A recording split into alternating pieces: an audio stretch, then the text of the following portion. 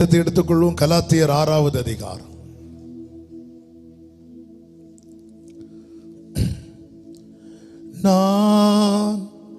நானாகவே வந்திருக்கிறேன்,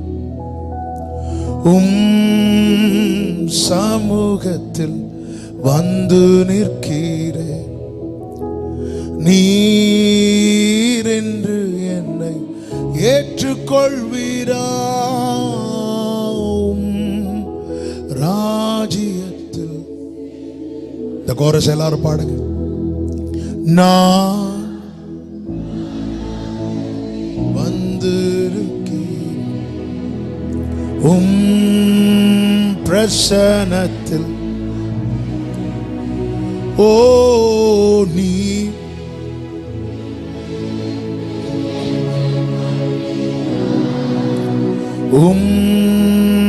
ராஜ்யத்தில் சேர்த்து கொள்வீரா?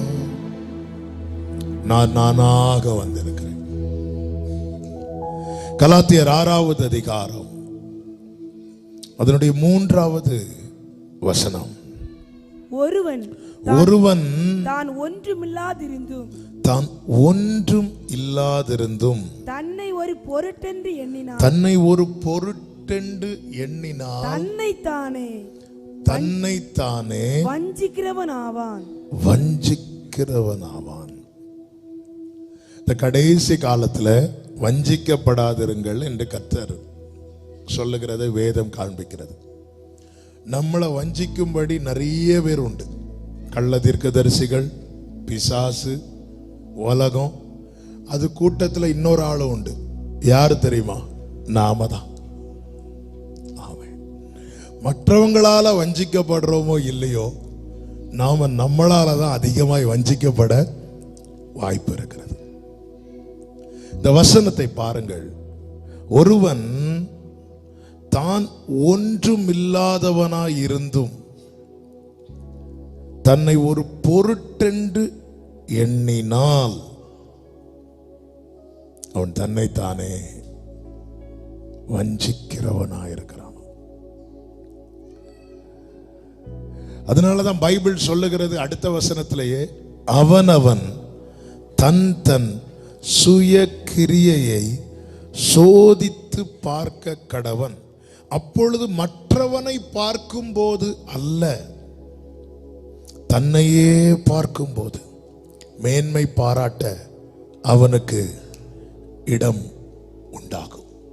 ஒரு காரியம் தெளிவாய் தெரிகிறது. டெய்லி நாம நம்மளை சோதித்து பார்க்க வேண்டும்.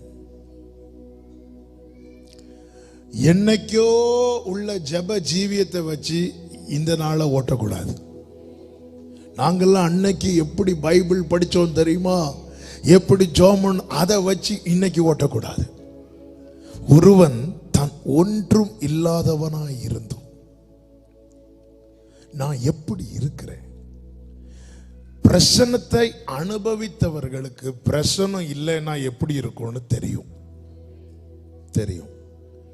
தண்ணீர்ல மூழ்கி குளிச்சவங்களுக்கு தண்ணீர்ல மூழ்கி குளிக்கிறதுன்னு என்னன்னு தெரியும். ஒரு அனுபவம் நம்முடைய வாழ்க்கையில வந்ததுக்கு அப்புறம் அதை அதனுடைய எக்ஸ்பீரியன்ஸ் நமக்கு தெரியும். அது இல்லைன்னா எப்படி இருக்கும், இருந்தா எப்படி இருக்கும். ஒரு தேவ பிள்ளை இதை அறியணும், இதை உணரணும். இல்லைன்னா நாமே நம்மளை வஞ்சிக்கிறவர்களா இருப்போம். எரேமியா 31:19 எப்ராயிம் சொல்லுகிற ஒரு வார்த்தை உண்டு. நான் என்னை அறிந்து கொண்டதற்கு பின்பு விழாவில் அடித்து கொண்டிருக்கிறேன். எரேமியா 31:19 நான் என்னை அறிந்து கொண்டதற்கு பின்பு. ஆமென். நீங்களே உங்களை பார்த்து கேளுங்க, ஆமா நான் யாரு? நாம எல்லாருமே மற்றவர்களை அறிந்து கொள்வதில் ரொம்ப கவனம் செலுத்துறோம், ரொம்ப இன்ட்ரெஸ்டா இருக்கும் நமக்கு.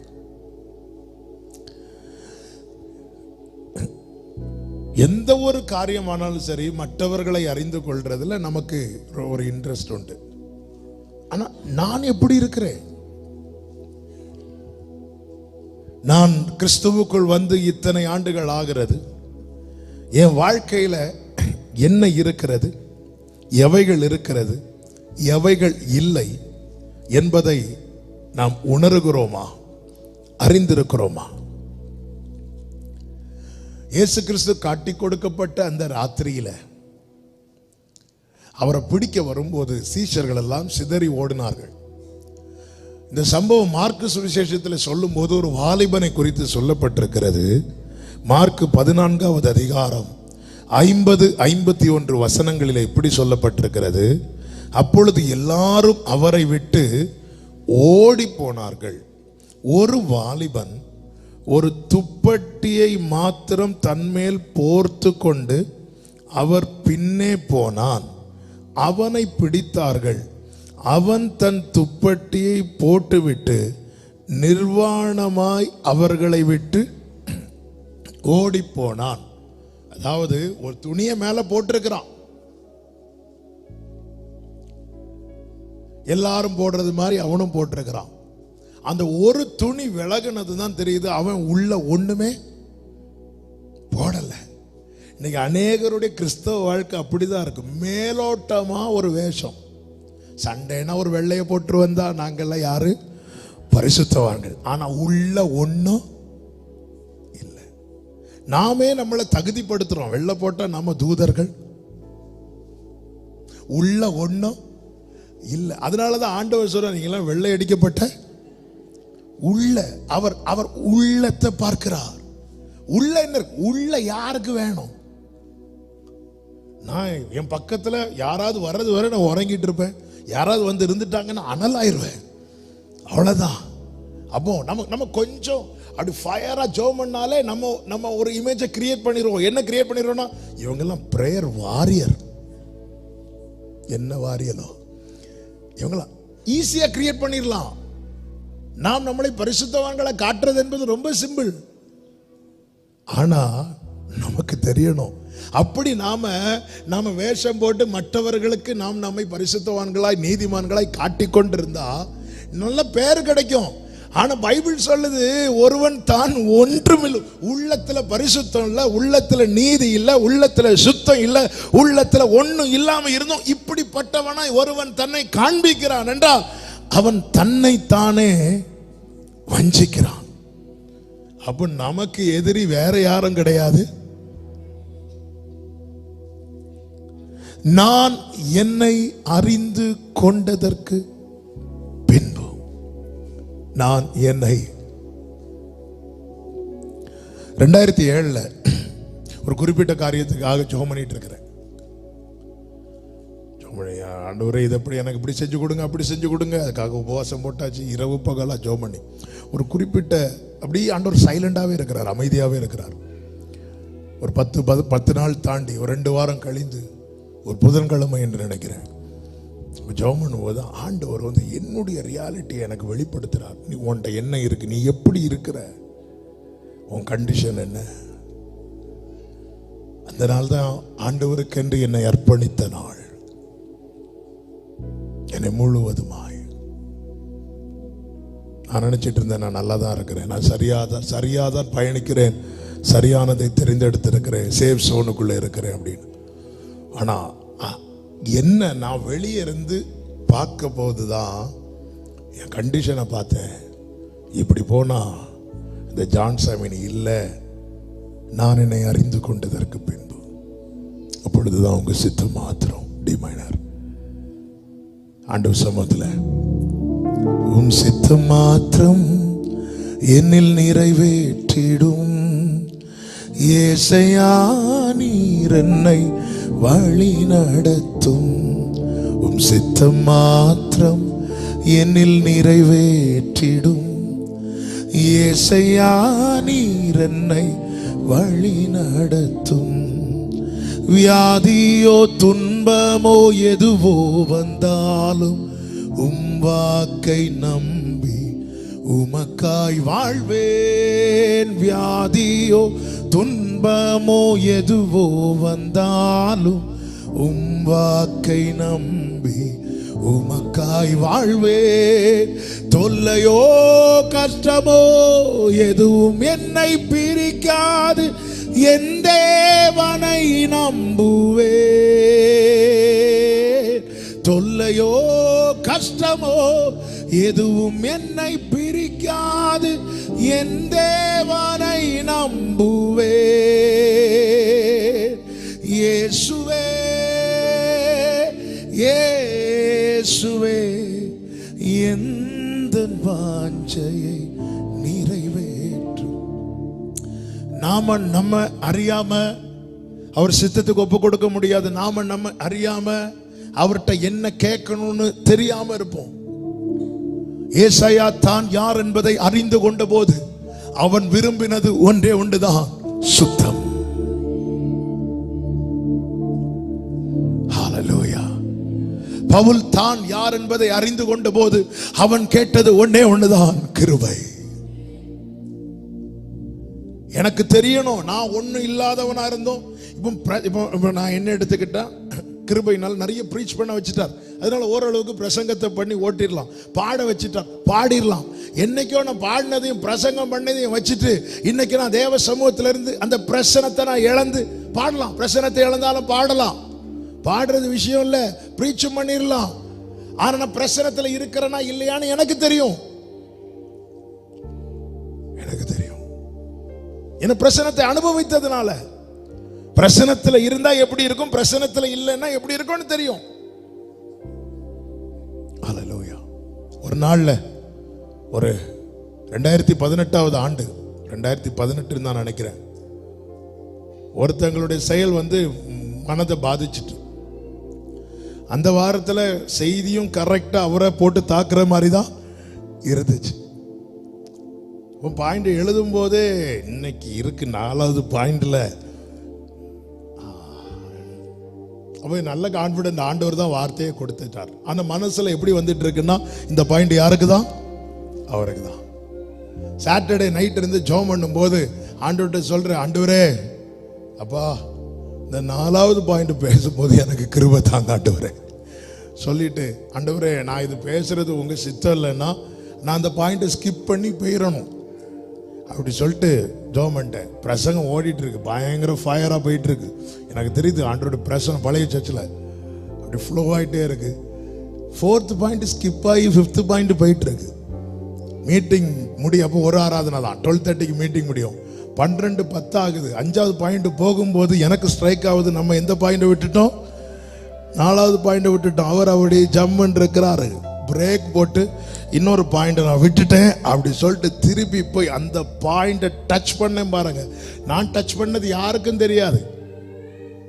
அடுத்த செகண்ட் என்னை விட்டு ஏதோ பறந்து போனது போல இருந்து. அடுத்த செகண்ட்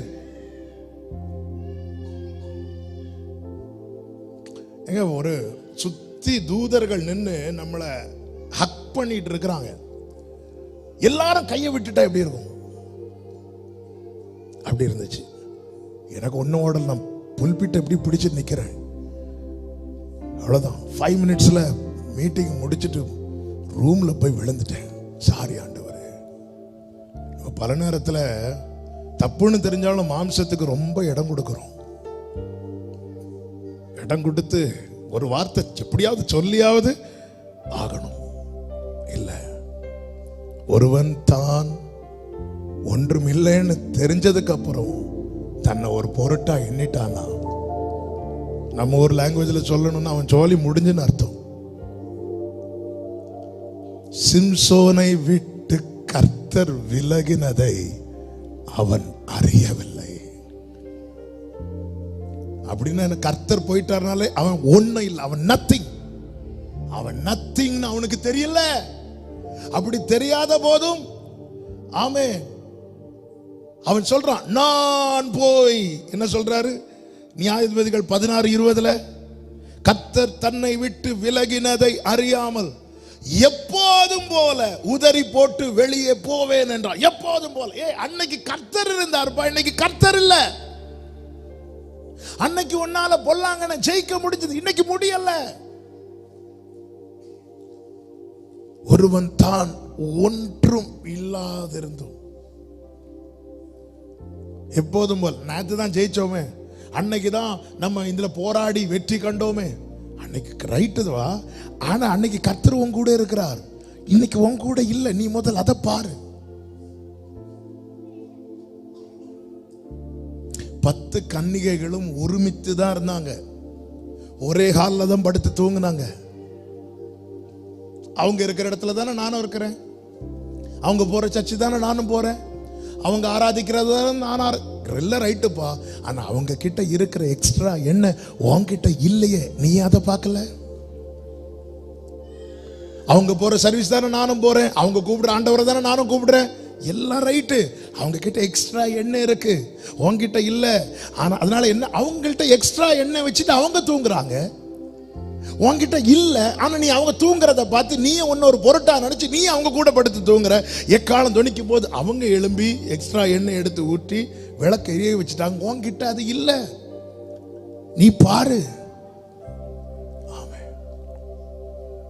நாளைக்கு எக்ஸாம், நல்லா படிச்சவங்க படுத்து தூங்குவாங்க, படிக்காதவங்க என்ன செய்யணும், விழித்திருந்து படிக்கிறது. அவன் தூங்குறான், நானும்.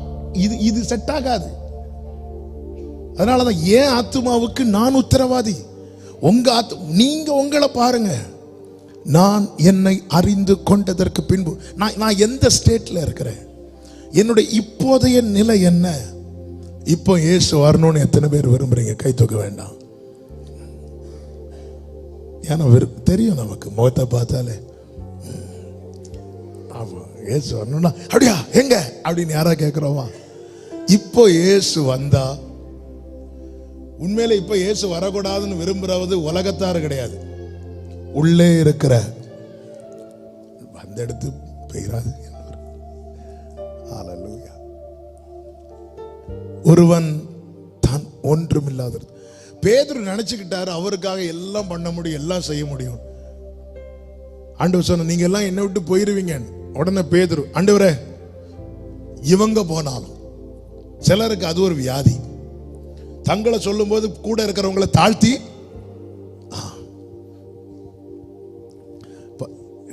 நீங்க மீட்டிங் வந்தீங்களா? வந்த ஆமான்னு சொல்லணும், இல்லைன்னா இல்லைன்னு சொல்லணும். வந்தோம். எங்க வீட்டில் வேற யாரும் வரல, நான் மட்டும்தான். அதுல ஒரு குத்து வீட்டில் இருக்கிறவங்களுக்கு. பரவாயில்ல, நியூ இயர் சர்வீஸுக்கு குடும்பம் வந்தீங்களே, நான் சீக்கிரமே வந்துட்டேன், அவங்க லேட்டா தான். அதுல ஒரு சந்தோஷம்.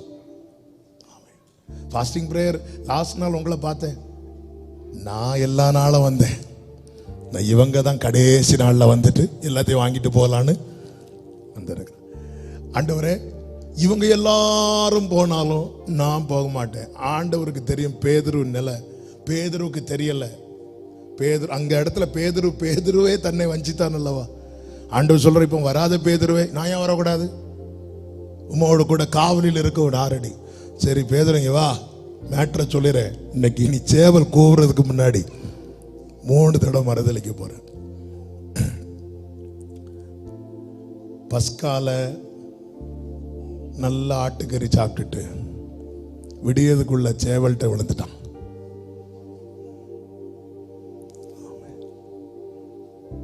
ஒழுங்கா ஆட்டுக்கறி சாப்பிட்டுட்டு பேசாம இருந்திருக்கலாம். நான் ஏன் வரக்கூடாது? பேதுருவுக்கு தெரியல. அவனை நம்ம நினைச்சிட்டு இருக்கிறோம், நான் நின்றுவேன், நான் வாழ்ந்துருவேன், நான்லாம். கடந்த நாள் சில வருஷத்துக்கு முன்னாடி ஒருத்தர் சொல்றாரு, நான் பரலோகத்துக்கு போயிருவேன், எனக்கு என் மனைவி பிள்ளைகள் நினைச்சாதான் ரொம்ப சங்கடமா இருக்கு. நான் அவரை பார்த்துட்டு இருந்தேன், எனக்கு உங்களை நினைச்சுதான் ரொம்ப. அவர் என்னன்னா, அவர் மனைவி பிள்ளைகள் இப்போ வந்துட மாட்டாங்களாம், இவர் போயிடுவாராம். ஒருவன் தான் ஒன்றும் இல்லாதிருந்தும் தன்னை ஒரு பொருட்டென்று எண்ணினால் அவன் தன்னை தானே வஞ்சிக்கிறவனா இருக்கிறான். அதனாலதான் பைபிள் கிரியை பாரு, நான் என்ன செய்யறேன். நான் இத்தனை வருஷம் வசனம் கேட்டு என் கிரியையில என்ன மாற்றம் வந்திருக்கிறது, என் நடக்கையில் என்ன மாற்றம் வந்திருக்கிறது, என் பார்வையில் என்ன மாற்றம் வந்திருக்கிறது, என் பேச்சில். அதனால தான் பைபிள் சொல்லுகிறது, அவனவன் தன் தன் சுய கிரியையை சோதித்து பார்க்க கடவன். டெய்லி நான் என்ன செய்யறேன், என் கிரியை ஏதாவது மாற்றம் இருக்குதா? நிறைய பைபிள் வாசிக்கிறோம், நிறைய கேட்கிறோம், நிறைய தியானிக்கிறோம், என்ன மாற்றம் இருக்கிறது? அழகான பாடல், நான் நானாகவே வந்து. அவ்வளவுதான். பைபிள் நம்ம கிட்ட எதிர்பார்க்கிறது ஒன்னே ஒண்ணுதான், உள்ளதை உள்ளதென்றும் இல்லதை இல்லதென்று சொல்ல. அஞ்ஞானிகளைப் போல வீண் வார்த்தைகளை அளப்புவது தேவனுக்கு பிடிக்காது. அந்தரங்கத்தில் ஜபமே பண்ணாம வெளியே வந்து பப்ளிக்ல எல்லாருக்கும் முன்னாடி நின்று பயங்கர ஜப வீரனை காட்டுறது ஆண்டவருக்கு பிடிக்காது. நான் வெளியே 10 நிமிஷம் ஜெபம் பண்றேன்னா உள்ள மினிமம் 20 நிமிஷமாவது ஜெபம் பண்ணியிருக்கணும். ஆண்டவர் அந்தரங்கத்தை தான் பார்க்கிறார். ஆமென். வெளியே 10 பேருக்கு முன்னாடி 10 நிமிஷம் நம்ம ஜெபம் பண்றோம்னா உள்ள அந்தரங்கத்தில் 20 நிமிஷமாவது ஜெபம் பண்ணியிருக்கணும். ஆண்டவர் என்ன சொல்லுவார் தெரியுமா? சீஷர்களை கூப்பிட்டுட்டு, இந்த பரிசேயருடைய நீதியை விட உங்க நீதி எப்படி இருக்கணுமா? அதிகமா இருக்கணும். டெய்லி பார்க்கணும். இந்த பைபிள்ங்கிற நம்ம டெய்லி கண்ணாடி பார்க்காம யாராவது வெளியே வரோமா? இல்லை. டெய்லி இதான் கண்ணாடி, வாழ்வின் கண்ணாடி. டெய்லி பார்க்கணும். இந்த பைபிள் கொடுக்கப்பட்டதே நம்மை தேறினவர்களாய், எந்த நற்கிரியையும் செய்ய தகுதியுள்ளவர்களாய் நிறுத்துவதற்காக. தேறினவர்களாகவும் எந்த நற்கிரியைகளையும் செய்ய தகுதி உள்ளவர்களாகவும் நிறுத்த இந்த பைபிள் கொடுக்கப்பட்டிருக்கிறது. நானே என்னை வஞ்சித்திடக்கூடாது. 1 கொரிந்தியர் 11:31 சொல்லப்பட்டிருக்கிறது, நம்மை நாமே நிதானித்து அறிந்தால் நாம் நியாயம் தீர்க்கப்படும். நாம மற்றவங்களை ஈஸியா ஜட்ஜ் பண்றோம், நம்மளை ஜட்ஜ் பண்ண மறுக்கிறோம். நாம பண்ணா தெரியாம பண்ணிட்டோம், அவங்க பண்ணா வேணும்னே பண்ணியிருப்பாங்க. நம்ம நியாயம் தீர்க்கிறதுக்கு பைபிள் ஒரு ஆளுக்கு தான் நம்ம நியாயம் தீர்க்கணும்னு சொல்லியிருக்கு. யாருக்குன்னா நமக்கு. நாம நம்மளை நிதானித்து அறியணும், இது சரியாப்பா. நாம நம்மளை விட்டுறோம். நம்ம கண்ணில் உத்திரத்தை பெரிய பீமை நம்ம கண்ணுக்குள்ள வச்சுட்டு சகோதரன் கண்ணில் இருக்கிற துரும்ப பார்த்துட்டு இருப்போம். அவன் கண்ணில் பாரு துரும்பு இருக்கு, துரும்பு இருக்கும். இவன் கண்ணில் பெரிய பில்லரே இருக்குப்பா, ஒரு பெரிய பீமே இருக்கு. அதெல்லாம் தெரியாது நமக்கு. நம்மை நாமே நிதானித்து அறிந்தால் டெய்லி. ஒரு நாள் நைட்டு தூங்குறதுக்கு முன்னாடி படுக்கையில படுத்து தூங்குறதுக்கு முன்னாடி இன்னைக்கு நம்ம என்னெல்லாம் பேசணும், என்னெல்லாம் செஞ்சோம், எது எது தேவனுக்கு பிரியமானதா இருந்தது, உகந்ததா இருந்துச்சு. நான் என்ன வேணாலும் செய்வேன், எப்படி வேணாலும் வாழ்வேன்.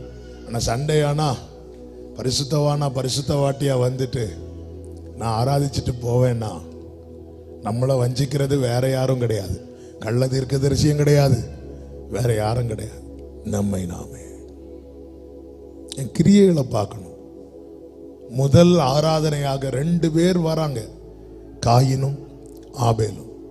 வேதம் அழகாய் காண்பிக்கிறது, காயினையும் அவன் காணிக்கையும் தேவன் அங்கீகரிக்கவில்லை, ஆபேலையும் அவன் காணிக்கையும் தேவன் அங்கீகரித்தார். உடனே காயினுடைய முகநாடி மாறுகிறது.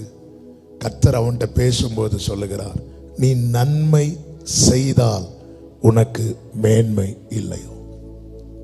அந்த இடத்துல தேவன் அவனிடத்துல என்ன சொல்லுகிறார் என்றால், கிரியையை சரி பண்ண சொல்லுகிறார். ஆனால் அவன் அதை செய்யவில்லை. நான் எப்படியும் வாழ்ந்துட்டு கொஞ்ச நேரம் சர்ச்சில் வந்து அட்டன் பண்ணிட்டு போயிட்டா பரலோகத்துக்கு போயிடலான்னு மட்டும் தயவு செய்து நினைக்காதீங்க. ஒருவன் தான் ஒன்றுமில்லாதவனாய் இருந்தும் தன்னை ஒரு பொருட்டென்று எண்ணினான், அவன் தன்னை தானே வஞ்சிக்கிறான். ஒரு வசனத்தை வாசித்து ஜெபிக்கலாம். 1 யோவான் 3வது அதிகாரம் 18-19 வசனங்களிலே இப்படி சொல்லப்பட்டிருக்கிறது. என் பிள்ளைகளே வசனத்தினாலும் நாவினாலும் அல்ல கிரியையினாலும் உண்மையினாலும் அன்பு கூற கடவோம். இதனாலே நாம் நம்மை சத்தியத்திற்குரியவர்கள் என்று அறிந்து நம்முடைய இருதயத்தை அவருக்கு முன்பாக நிச்சயப்படுத்திக் கொள்ளலாம். நாம் எல்லாம் வார்த்தையின் மூலம் திரும்பிட்டோம். அன்பு கூறுவேன், காலையில இருந்து நைட்டு வரை பாடுவோம், எல்லாம் கரெக்ட். வசனத்தினாலும் நாவினாலும் மட்டுமல்ல, கிரியையினாலும். அன்பை பத்தி நிறைய பேசுவோம், அன்பை பத்தி நிறைய கேட்போம். நான் பேசுறதுனாலயோ கேட்கறதுனாலயோ நான் சத்தியத்துக்குரியவனாய் ஆக மாட்டேன். நான் அதன்படி நடக்கிறதுனால. அதனாலதான் வசனத்தினாலும் நாவினாலும் அல்ல, கிரியையினாலே. நான் என்ன கேட்கிறேனோ அது என் கிரியை மாறும்போது, நான் என்ன பேசுறேனோ அது என் கிரியை மாறும்போது, யாரு மேலும் கசப்பு இருக்கக்கூடாது நான் பேசிட்டு நான் ஒரு ஆள் மேல கசப்பு வச்சிருக்கிறேன்னா நான் யாரு அல்லையா? நான் சத்தியத்துக்கு, அந்த 19வது வசனத்தில் என்ன சொல்லப்பட்டிருக்கிறது? சத்தியத்துக்குரியவன் அல்ல. நான் இன்னைக்கு நல்ல இப்போ நான் ப்ரீச் பண்றேன், அன்பை பத்தி பயங்கரமா ப்ரீச் பண்றேன். நமக்குள்ள பட்சபாதம் இருக்கக்கூடாது, அன்பா இருக்கணும், எல்லாரையும் நேசிக்கணும். ப்ரீச் பண்ணிட்டு அந்த பட்சபாதத்தை நான் எனக்குள்ள வச்சுட்டு 4 பேரை நேசிச்சு 40 பேரை நேசிக்காம இருந்தேன்னா நான் யார் அல்லவா? சத்தியத்துக்கு உரியவன் அல்ல. நாம் இதை வச்சுதான் நம்முடைய கிரியைகளை வச்சு நம்ம நிச்சயப்படுத்தணுமா? என் கிரியையில் என்ன மாற்றம் இருக்கு? அவன் தன் தன் சுய கிரியைகளை சோதித்து பார்க்கணும். ஆமென். ஒரு ஆளை பத்தி இன்னொரு ஆள்கிட்ட பேசும்போது ஏன் பேசுறோம், என்ன பேசுறோம், எதுக்காக பேசுறோம்? சுய கிரியைகளை சோதித்து பார்க்கணும். ஒருத்தங்களுக்கு விரோதமா நாம செயல்படும் போது சுய கிரியைகள், நமக்குன்னு ஒரு நியாயம் இருக்கு தெரியுமா? அது இந்த பைபிள் கூட வச்சு பார்த்தா நம்முடைய நீதி எல்லாம் அழுக்கான கந்தை. இல்ல என்ன வந்தாலும் நான் பேச மாட்டேன், அதுக்கு ஒரு காரணம் உண்டு. அந்த காரணத்தை கொண்டுட்டு அந்த ஒரு காரணத்தினால நமக்கு பரலோகம் கிடைக்கலன்னு வைங்களேன்.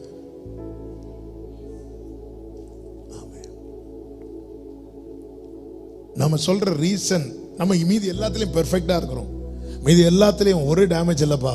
ஆனா நீ சில காரணங்கள் உனக்குள்ள வச்சிட்டு இருக்கிற பாரு, அது உன்னை மேல வர விடாம தடுக்குதுன்னு நாளைக்கு ஒரு ரிசல்ட் பரலோகத்துல இருந்து வருதுன்னா எப்படிங்க இருக்கும்? நமக்கு எப்படி இருக்கும்? இந்த பைபிளுக்கு முன்னாடி நம்மளை வச்சு பார்க்கணும், நம்மை நாமே. அதனாலதான் எளிதில் ஒருவன் மேல் கைப்படாத என்று பைபிள்ல இருக்கு. ஈஸியா ஒரு ஆளை ஜட்ஜ் பண்ணிடாதீங்க.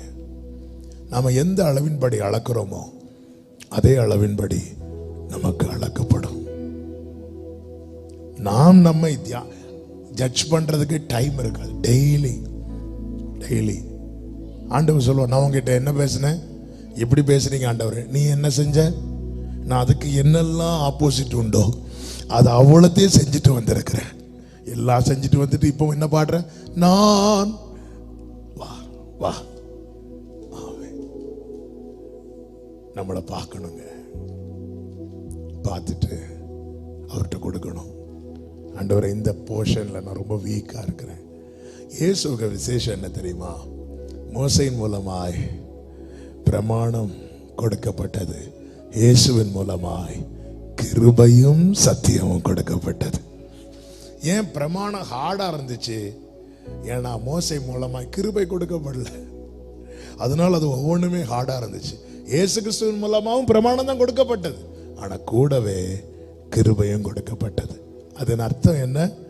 என்னால தனியா ஒன்றும் செய்ய முடியாதுன்னு அவருக்கு தெரிஞ்சு அவரும் என் கூட வந்து இந்த சத்தியத்துக்குள்ளே என்னை நடத்துகிறார். கேட்கணும். ஸோ நான் என்ன, அப்போ எனக்கு நான் யோசிக்கணும். ஒருத்தங்களை பார்க்கும்போது எனக்கு சிரிப்பு வரல அல்லது என்னால் சிரிக்க முடியல, நான் எப்படி சொல்லணும்னா ஆண்டவர்கிட்ட போய், ஆண்டவரே எனக்கு அந்த நபர் மேலே எனக்கு அந்த வருத்தம் மாற மாட்டேங்குது ஆண்டவரே, அது என் பலவீனம், என் பலவீனத்தை நான் மறைச்சு வைக்கக்கூடாது. நான் சொல்லணும், இந்த ஆள் மேலே எனக்கு கசப்பு நீங்க மாட்டேங்குது ஆண்டவரே, இவங்க பண்ணது தான் என் மைண்ட்லேயே வந்துட்டு இருக்குப்பா, இதை ஒன்று மாற்றிருங்க ஆண்டவரே, எனக்கு இதை மேற்கொள்ள கிருபை தாங்க ஆண்டவரே. இப்படி கேட்டு பாருங்க. நான் ருசித்து டேஸ்ட் பண்ணி சொல்லிட்டு இருக்கிறேன். நான் அது சொல்லாம ஆண்டவரே அவங்க எப்படி பண்ணாங்க தெரியுமா ஆண்டவரே இப்படி நான் சொல்லிட்டு இருப்பேன்னா நான் ஹீல் ஆக மாட்டேன். ஏசாயா 1:6 சொல்லப்பட்டிருக்கிறது, அவர் சீலை பிதுக்கி எண்ணெயினால் ஆட்டுவாராம். உள்ள நிறைய சீல் இருக்கு, செப்டிக்கா இருக்கு. இந்த சீல் பிதுக்கும் போது எவ்வளவு வலிக்கும் தெரியுமா? ஆண்டவரே அதெல்லாம் வேண்டாம், எண்ணெய் மட்டும் போடுங்க, எண்ணெய் மட்டும் போடுங்க. எண்ணெய் மட்டும் போட்டா கொஞ்ச நாள் கழிச்சு கால் எடுக்க வேண்டி வரும், கை எடுக்க வேண்டி வரும். சீல் பிதுக்கி, அதான் ஆண்டவர் சொல்றார் வேதனையோடு, உள்ளங்கால் தொடங்கி உச்சந்தலை மட்டும் அதிலே சுகமில்லை, அது காயமும் வீக்கமும் நொதிக்கிற ரணமுள்ளது, அது சீல் பிதுக்கப்படாமலும் கட்டப்படாமலும் எண்ணெயினால் ஆற்றப்படாமலும் இருக்கிறது. ஏன் வலி மாற மாட்டேங்குது? ஸ்கேன் ரிப்போர்ட் நார்மல், எல்லாம் நார்மல், ஆனா ஆளு மட்டும் அப்நார்மல். எவ்வளவு ஜெபம் பண்ணி பார்த்தாச்சு. ஆண்டவர் சொல்றார், எப்படிப்பா வலி மாறும்? உள்ள கசப்பு என்கிற சீல் பிதுக்கப்பட மாட்டேங்குது. வைராக்கியம், எரிச்சல், கோபம், இந்த சீல்லாம் பிதுக்கப்படல. இது சீல் பிதுக்கப்பட்டு கட்டப்பட்டு எண்ணெய், அதுக்கு மேல எண்ணெயை போட்டு இப்படிதான் அது ஹீல் ஆகும். நான் விட்டு கொடுக்கணும். 2 பேர் பைக்ல போய் விழுந்து 2 பேருக்கும் இடது கால் அடி. 2 பேரும், ஒரு ஆள் சொல்றாங்க இந்த வைத்தியரை போய் பாருங்க, இந்த வைத்தியரை பார்த்தா ஹீல் ஆயிரும் அப்படி சொன்ன 2 பேரும் போடாங்க. ஒரு வைத்தியர் அப்படி வந்தார், அவர் முகத்துல சிரிப்பும் கிடையாது, ஒன்றும் கிடையாது. ஒருத்தனை கூப்பிட்டே நீ வா அப்படி சொல்லிட்டு உள்ள கூட்டிட்டு போயாச்சு. உள்ள கூட்டிட்டு போய் 2 நிமிஷத்துல உள்ள இருந்து ஐயோ அம்மோன்னு சவுண்டு கேட்குது. வெளியே இருந்து பார்க்குறவன் ஓடிடலாமா வேண்டாமான்னு அப்படியே இருக்கிறான். கொஞ்ச நேரம் கழிச்சு வெளியே வாரான். அவன் வந்துட்டு இவன் கேட்குறான் எப்படி இருந்து? ரொம்ப சுகமா இருந்து. ஏன்னா அவனுக்கு என்னன்னா இனி இவன் கத்துறத அவன் கேட்கணும். சரின்னு சொல்லிட்டு வெளியே வந்தாச்சு. இவனை கூப்பிட்டாச்சு. இவன் உள்ள போறான். 5 நிமிஷம் ஆச்சு, 10 நிமிஷம் ஆச்சு, 15 நிமிஷம் ஆச்சு, ஒரு சத்தம் வரல. அவன் மெதுவாக வெளியே வந்தான். வெளியே வந்தோன்னு இவன் பார்த்தான், ச்சே நான் நினைச்சது ஒண்ணுமே நடக்கலையே. திருப்பி வீட்டுக்கு போகும்போது கேட்குறான், டேய் உனக்கு அவர் இப்படி பண்ணாரா? பண்ணாரு. காலை இப்படி திருக்கினாரு, பிடிச்சு இழுத்தாரா? இழுத்தாரு. உனக்கு வலிக்கலையா? எப்படி வலிக்கும்?